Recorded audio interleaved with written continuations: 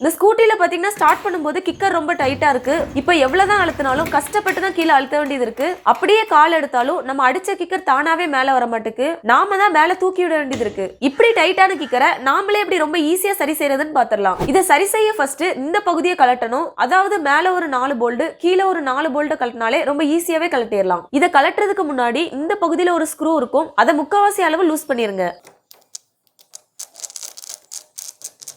இப்ப அருமையா லூஸ் பண்ணியாச்சு. இனி இந்த போல்ட 8ஆம் நம்பர் டீ ஸ்பேனர் வச்சு கலட்டிடலாம்.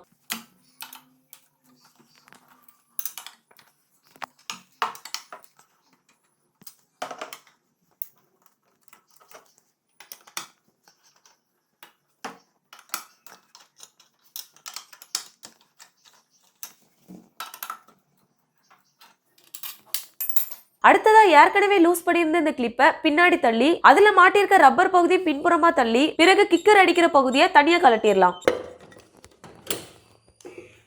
இப்ப பாருங்க, கிக்கர் அடிக்கிற பகுதியை ரொம்ப ஈஸியாவே கலட்டியாச்சு. அடுத்ததா இதை சரி செய்யறதுக்கு முன்னாடி இதுல இருக்க தூசி எல்லாம் தொடச்சி எடுத்துடலாம்.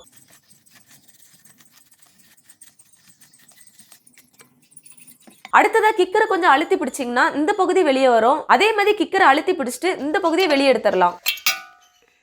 இப்ப இதுல பாத்தீங்கன்னா ஒரு வாசர் இருக்கும், அதை பத்திரமா வச்சிருங்க. இப்ப கிக்கர் அடிக்கும் போது ரொம்ப ஈஸியாவே கீழே போயிட்டு மேல வந்துருது. அதனால இந்த கிக்கரோட இந்த பகுதியில எந்த பிரச்சனையும் இல்ல. இப்ப இதுல இருந்து கலட்டின இந்த பகுதியில ஒரு சின்ன விஷயம் பண்ணாலே ஈஸியா சரியாயிரும். அதுக்கு இப்போ பெட்ரோல், மண்ணெண்ணெய் அல்லது டீசலை பயன்படுத்தி இதை நல்லா கிளீன் பண்ணிடலாம்.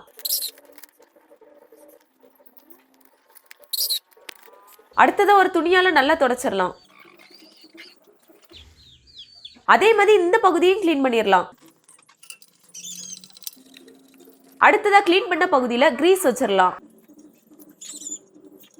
அடுத்ததா இதுக்கு மேல உள்ள இந்த ஓட்டிலையும் கிரீஸ் வச்சிடலாம். அடுத்ததா இந்த பகுதியிலே கிரீஸ் வச்சிடலாம்.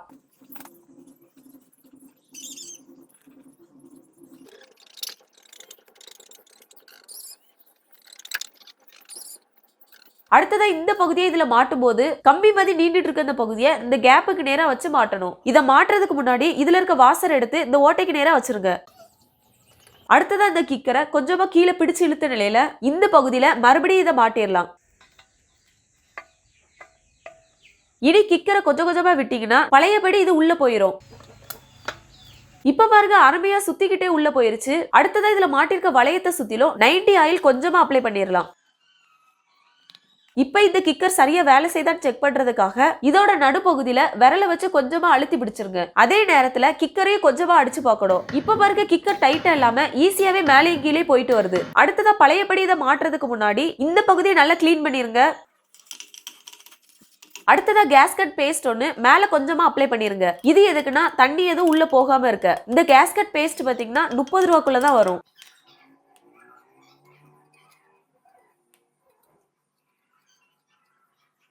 அடுத்ததா இதை பழையபடி இதுல மாட்டிடலாம்.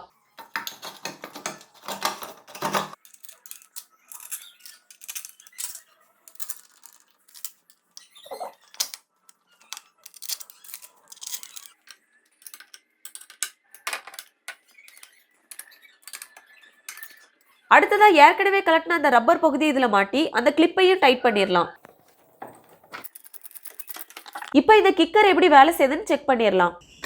இப்ப கிக்கர் அடிக்கும் போது ஈஸியாவே கீழே போகுது. அதே மாதிரி கால் எடுத்ததும் உடனே மேல வந்துருது. இப்ப பாருங்க, ஒரே ஸ்டார்ட்லயே ஈஸியாவே ஸ்டார்ட் ஆயிட்டு. கடைசியா கையும் நல்லா சோப் போட்டு கழுவிடுங்க, ஏன்னா கிரீஸ் கையில ஒட்டி இருக்கும்.